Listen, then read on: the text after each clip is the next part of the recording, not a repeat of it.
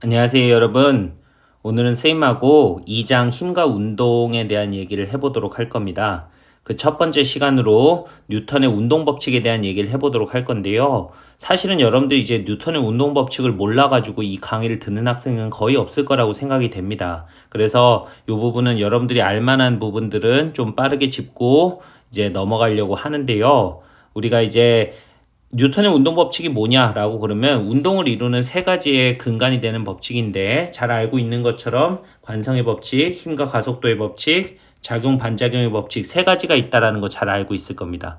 관성의 법칙은 뭐냐면 관성이라고 하는 것 성질 자체가 물체가 갖고 있는 운동 상태의 성질을 말하는 건데요. 운동 상태를 유지하려는 척도를 말하는 건데 그걸 이제 질량이라고 하는 어떤 물리량으로 척도화해 놓은 것을 우리가 관성이다라고 얘기를 합니다. 무슨 얘기냐면 질량이 크면 클수록 관성이 크다라는 얘기인데 쉽게 얘기하면은 움직이려는 물체는 계속 움직이려고 하고 정지해 있는 물체는 계속 정지하려는 성질을 갖는데 그게 질량이라고 하는 척도가 크면 클수록 그런 일이 벌어진다라는 거예요. 그래서 우리가 이제 관성이라고 하는 것은 질량이라고 하는 물리량을 정의하기 위한 중요한 법칙 중에 하나다라는 걸로 기억하면 될 것 같고요.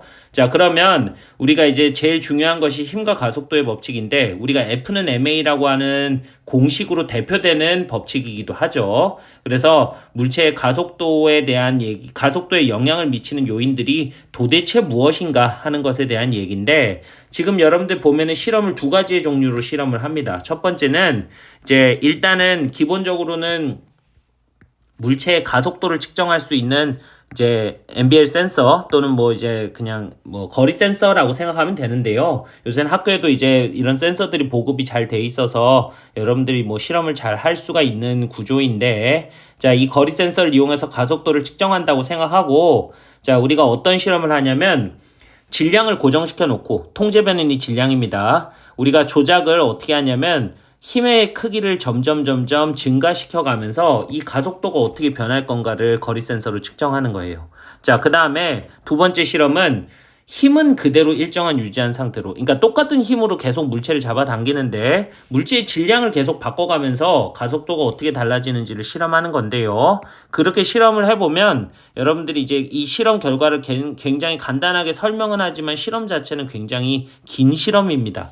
자, 그러면 우리가 이제 힘을 증가시키면서 그 가속도의 값을 측정해 봤을 때 그래프를 보게 되면 이게 여러분들 어떤 특정 힘에서 나타나는 가속도의 값이 힘이 점점 증가하면 증가할수록 가속도가 커진다라고 하는 것을 얘기할 수 있는데 단순히 여러분들 이 그래프를 가지고 그렇게만 분석하는 건 반쪽짜리 분석이고 사실은 이거를 제대로 분석하면 이렇게 설명을 해야 되는데 가속도가 힘에 비례하는 관계를 가진다라고 하는 결과를 얻을 수 있는 그래프입니다. 비례관계라고 얘기를 하죠, 우리가. 자, 그러면 오른쪽의 실험 결과를 보게 되면 이번에는 힘을 통제 변인으로 해가지고 질량을 변화시키는 건데 질량을 증가시키면 증가시킬수록 딱 봐도 여러분들 정성적으로 가속도가 감소할 것 같죠. 우리가 질량이 커지면 가속도가 똑같은 힘으로 당기더라도 가속도가 작잖아요. 그러면 우리가 그거를 고지고대로 질량 대 가속도의 그래프를 그리면 아무것도 알아낼 수가 없고 그거를 여러분들이 질량분의 1과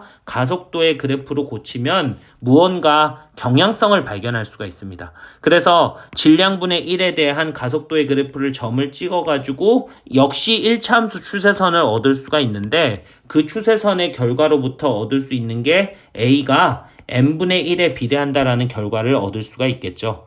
그러면 이제서야 이제 여러분들이 m과 a가 반비례하다라고 설명할 수 있는 겁니다. 우리가 그냥 여러분들 m과 a를 그려서 선생님 이게 뭐 그래프가 이런 식으로 나오니까 반비례 아닙니까? 이게 반비례인지 아닌지 알 방법이 없다라는 거예요. 그 m의 제곱분의 1에 비례한지 알 방법이 없죠. 그냥 봐서는요.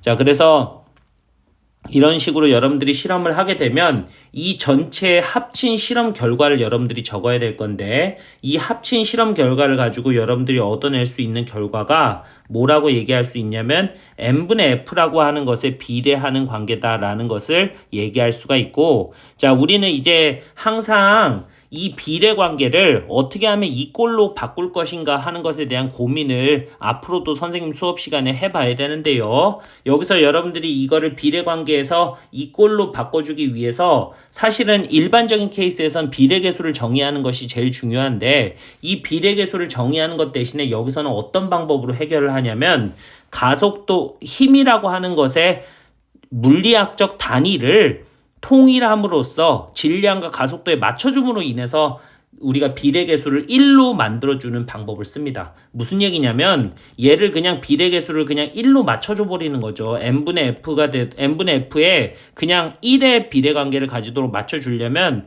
조건만 잘 주어주면 되는데 그 조건이 뭐냐면 힘의 단위의 조건이 어떤 조건을 만족하면 되냐면 kg 미터 퍼 세크 제곱이다라고 하는 것을 만족하는 단위를 써주면 되겠다라는 거예요. 그래서 어차피 얘들아 가속도와 질량에 맞는 단위를 써줬는데 비례계수가 1이 아닐 이유가 없다라는 거죠. 됐습니까? 그거는 맞춰서 만든 단위이기 때문에요. 자, 그러면 이렇게 여러분들 정의한다라고 하는 것으로 해결을 했고요. 사실 여러분들이 외우는 공식은 어떻게 외워야 될 거냐면 F는 MA다라고 하는 공식으로 대부분은 외우고 있을 겁니다. 그런데 여러분들이 F는 MA라는 공식 몰라서 이 수업 듣고 있지는 않을 거고요. 이게 여러분들 응용되게 되면 어떤 식으로 응용이 가능하냐면 이게 벡터적으로 힘이 작용할 때 그 힘 벡터 방향으로 알짜 힘 벡터 방향으로 가속도가 결정된다라는 사실과 이걸 여러분들이 막상 문제에 적용할 때는 X방향과 Y방향으로 분리해서 문제를 풀게 되는 일이 거의 대부분입니다. 그래서 FX방향으로의 알짜 힘을 계산해 보면 그거는 결국은 X방향으로의 가속도만 만들어내는 거고 이게 여러분들 Y방향으로의 알짜 힘은 Y방향으로의 가속도만 만들어낸다는 사실에 주목을 합시다.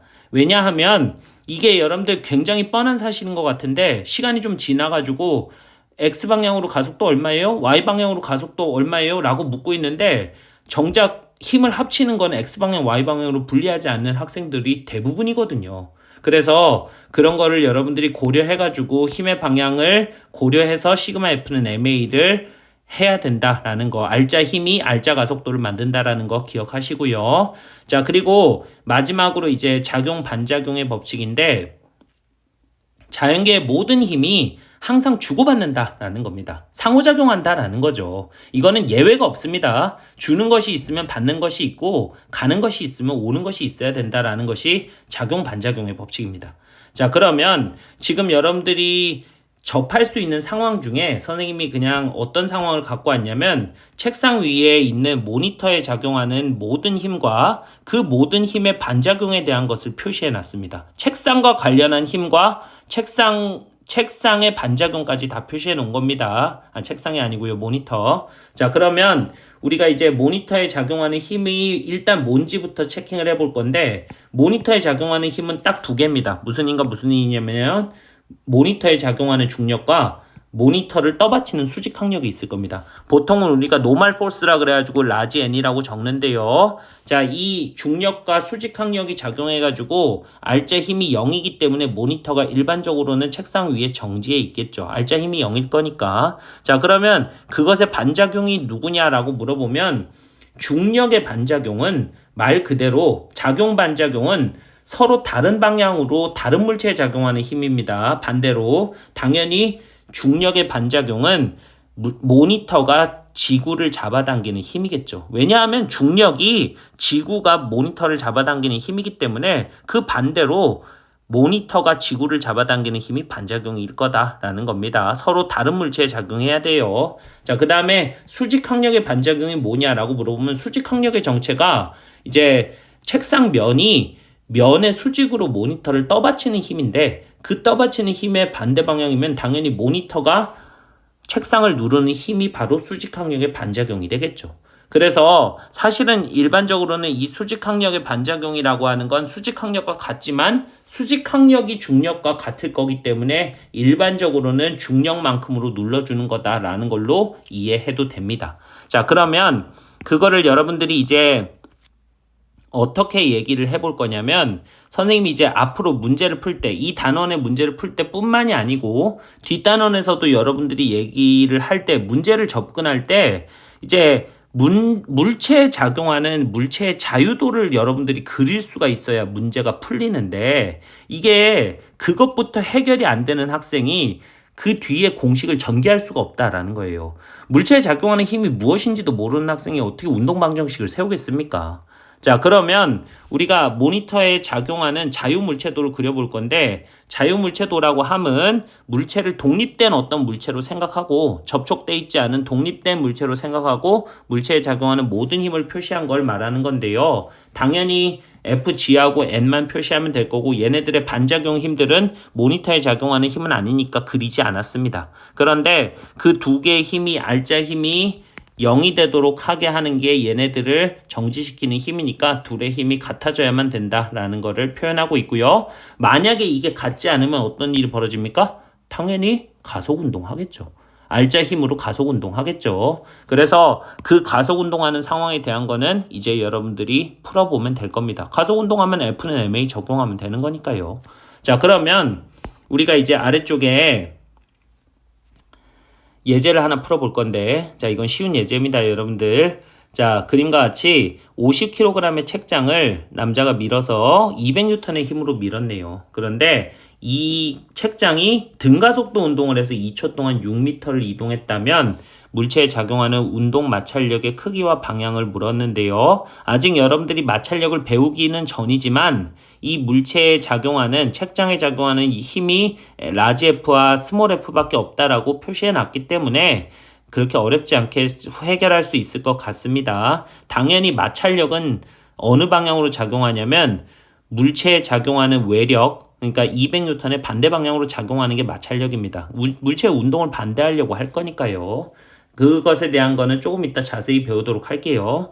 자, 그러면 우리가 이제 얘네들의 알짜 힘을 생각해 보면 우리가 알짜 힘이 물체를 가속시키는 유일한 힘이 되어야 될 건데 그것을 우리가 운동방정식이다 라고 얘기를 합니다. 자, 그러면 이 운동방정식을 적용해 보면은 이렇게 얘기할 수 있을 것 같은데 라지 F 마이너스 스몰 F라고 하는 알짜 힘이 질량 M을 A로 가속시키고 있구나라는 것을 알 수가 있고 문제상에서요 주어져 있는 것들이 뭔가 가만히 보면은 얘가 200인 게 주어져 있고요. 그 다음에 여러분들 여기 질량이 50인 게 주어져 있는데 이게 주어져야만 사실은 스몰 f가 뭔지를 얘기할 수가 있겠죠. 그러면 여기서 이제 가속도를 구하는 게 이제 두 번째 과제가 될 건데 가속도는 등가속도 운동을 한다 그러니까 쉽게 구할 수 있는 게 이게 여러분들 x라고 하는 이동거리가 2분의 1의 at제곱이다 라고 하는 등가속도 운동 공식을 적용하면 쉽게 얘기할 수 있을 겁니다.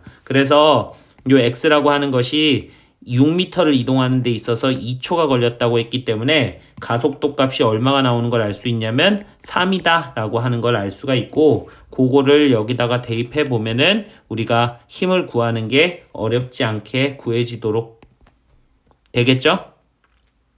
됐습니까? 자, 그러면은 여러분들이 이제 이 힘이 F가 얼마인 걸 알 수 있냐면 50N이다 라고 하는 것을 얘기할 수 있고 이 힘이 어느 방향으로 작용하느냐 하는 것은 당연히 여러분들 왼쪽 방향으로 작용하는 거다. 외력의 반대 방향인 마이너스 방향으로 작용하는 거다라는 것도 그렇게 어렵지 않게 얘기할 수 있을 것 같습니다. 됐습니까? 자, 그러면 우리가 이제 뉴턴의 운동법칙 2.1에 대한 얘기를 마쳤고요. 자, 오늘 수업은 여기까지 하도록 할 겁니다. 수고하셨습니다.